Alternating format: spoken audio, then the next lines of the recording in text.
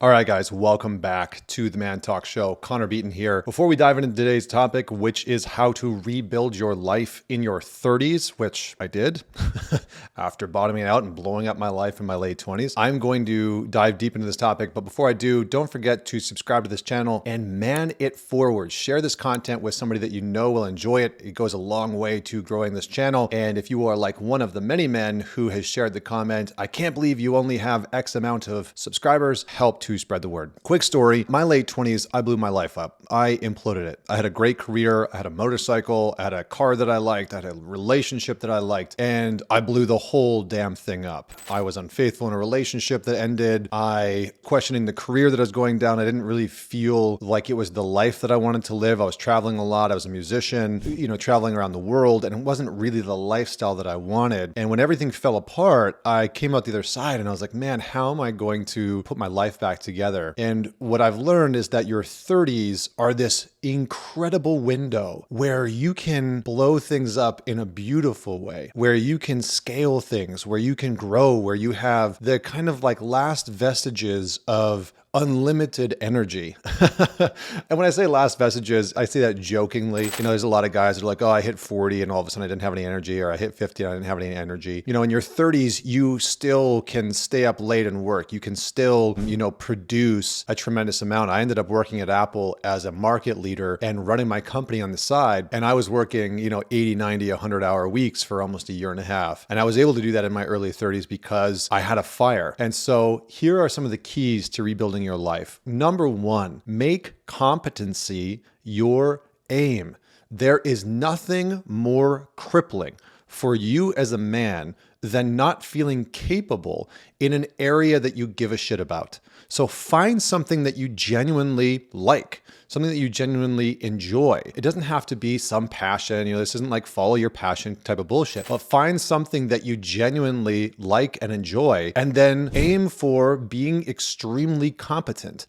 When I realized that I really wanted to work with men, my mission then became, I'm going to spend the next 10 to 20 years, not 1 year, not a couple months. I'm going to spend the next 10 to 20 years studying with and working with the best mentors that I can find, so that when I do work with men individually, one-on-one, in groups, at massive events, that I am extremely capable at what I do. And that leads to a depth of confidence that is usually felt. And it also, more importantly, leads to results. It actually leads to producing results within the people that I get to work with. And so competency is where we want to aim. A lot of men, they don't think about this. They don't look at, oh, I want to be more competent, because it's kind of a pragmatic, somewhat boring thing. They think that they need motivation. They think that they need a ton of inspiration to go do stuff, But what's actually needed is, can you find something that you want to start to laser in on and develop competency within over time? And the thing about competency is that it does take a long time. So start with competency. Number two, get in shape. No excuses. What use is your body as a man if you've never tested it out physically? In my 30s, I really started to get into this, but it wasn't until I turned 39 where I was like, okay, I'm going to double down on this. And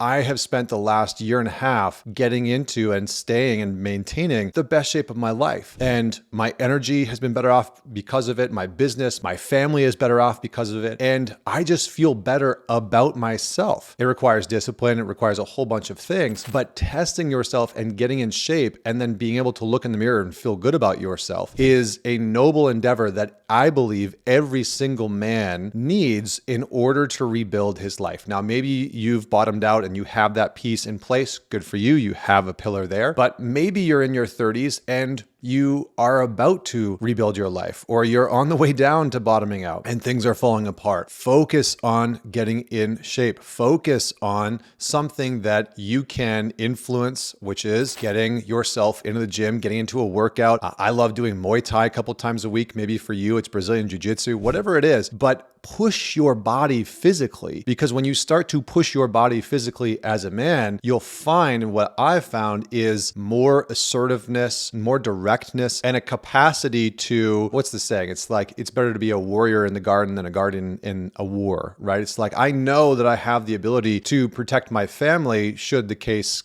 come to it. But I also just genuinely feel good and know that I'm doing the best thing that I can to be around longer for my family. Number three is money, finances. Learn how to save, learn how to invest, and get yourself out of debt. Priority, priority, priority. Yes, of course, there's good debt. Yes, of course, there are times where you can put yourself into debt in a strategic way that can be beneficial and leverage and blah, blah, blah, blah, blah, blah, blah. But none of that fucking matters if you're carrying $40,000 or $50,000 of debt and it stresses the living shit out of you. It's very hard to create and build from a place of lack and a place of deep scarcity. And so to prioritize getting out of debt is arguably one of the best things that I did. I had $20,000 worth of credit card debt. I had student loan debts. I had a line of credit. I had a lot of debt when I entered into my 30s, and it didn't feel good. And it was something that weighed on me. I didn't know anything about money. Didn't know anything about saving money, investing money. I didn't know how money worked. I didn't know any of those things. And I've probably spent, I don't don't even know how to calculate, but hundreds and hundreds and hundreds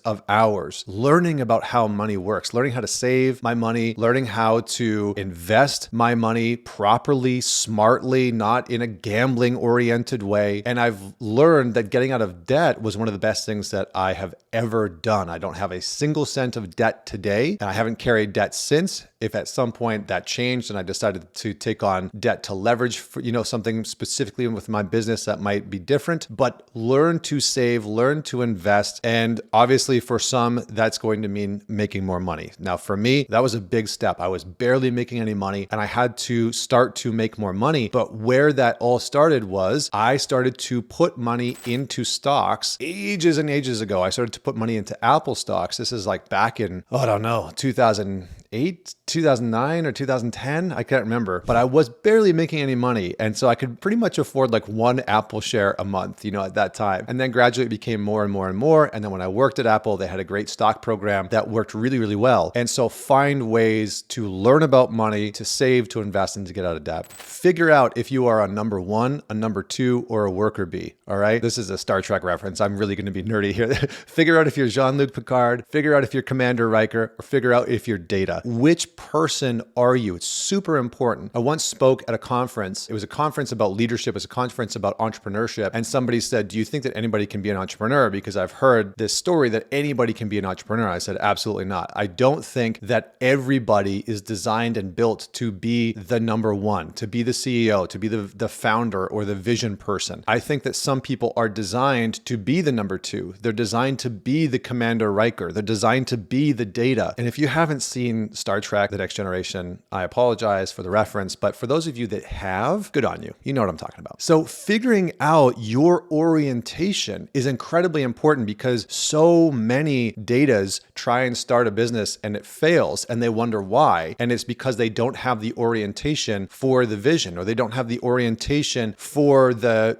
building out the team or running the team. So you have to kind of discern, where do I fit on this? And so, for example, for me, I am a terrible Data and I'm a terrible number two. I sometimes have a good vision, but I've had to learn not to try and step into these other roles and to hire really good people to do them for me. So I have an exceptional COO who helps me run my company. And because of that, I'm able to do what I do. I would probably be not nearly, actually, I would definitely not be as successful as I am today without my Jean-Luc Picard.